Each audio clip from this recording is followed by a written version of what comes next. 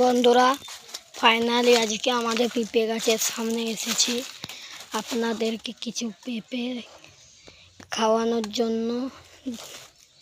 দেখেন পেঁপেটা এরকম ছোট্ট সাইজেই কত চমৎকার হবে। দেখেন পেঁপেটাকে আমি রাখলাম, পেঁপেটাকে এখানে রাখার পর এটাকে আমি কাটছি। দেখেন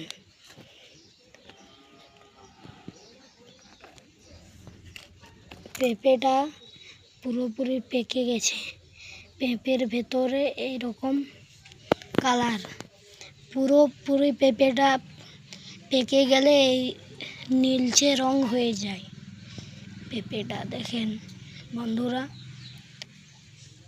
এই রকম পেঁপে গাছ আমাদের এরকম পেঁপে গাছে, এবং আরও দেখাচ্ছি ওইটিতে এরকম পেঁপে ধরে, এবং এইটি পেয়ারা গাছ, কামরাঙ্গা গাছ, এবং এইটি কলা গাছ, আম গাছ, খেজুর গাছ এবং আমের সাইজ দেখেন। এরকম ভিডিও দেখতে চাইলে পরের পার্ট 2তে পাবেন।